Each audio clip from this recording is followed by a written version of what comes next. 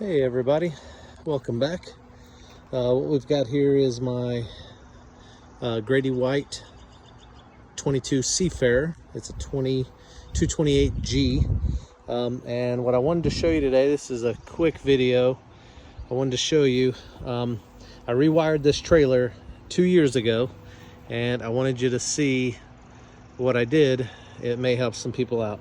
So, I got a new plug with a box. The way that my trailer works, with this being kind of a low boy style trailer, my back tires never get wet, this hitch never gets wet, any of this here is never underwater whenever I go to launch it, no matter what ramp I've ever been to. So my ground is here. All right, what I did was, for my main wiring, which is my pole lights, for my pole lights here, what I did was I used extension cord that is like the 12 gauge or 14 gauge or whatever. I'm not really sure what size it was, but for my pole lights, it's the one continuous connection. So from up here, connection goes down, crosses, stays on the frame, and then comes all the way into this box here. And when it's in this box here, then it's grounded off to the chassis of the trailer. So that way, none of my connections for my most important connections are ever underwater. Now, these small side markers, those ones there, I wired those up traditional, and you can see here these white and black wires. They go to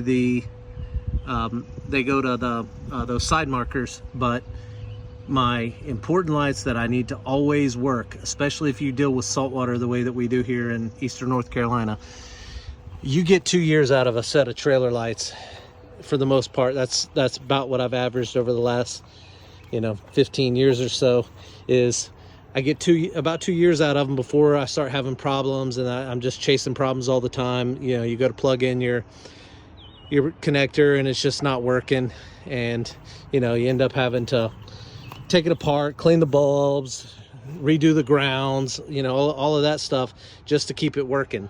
So with this, I have now gone, this will be the third season, and I have not had a single problem with this light setup like this.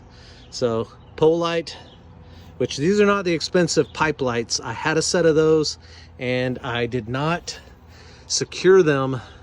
The guy that I bought this boat from at the time, he had put pipe lights on it, but he never glued it. And before I even got home, one of them I had lost, so the other one's out in the garage. And then I needed a matching set, so I ended up just getting a Scamazon set and going off that. But they have been great. I haven't had any problems. The guides are strong and the wires stay nice and protected the whole way. There's no broken section on that extension cord. And I think what I used was possibly two 25-foot sections, or maybe two 25 or two 50-foot cords. And it just gives a nice seamless wiring kit all the way up into your box. And when I got to this box, I went with, this is I think like an RV style breakout box, and then it has been a good setup for me. So I just wanted to pass that along. Also, I got a knockoff set for, and you can hear it, I love these OX66s. This thing has been a great motor. See how this thing's struggling to get up? It's because there's air in the system. And there's air in the system because that's a brand new seal kit right there on that center hydraulic, or on that center push rod cylinder.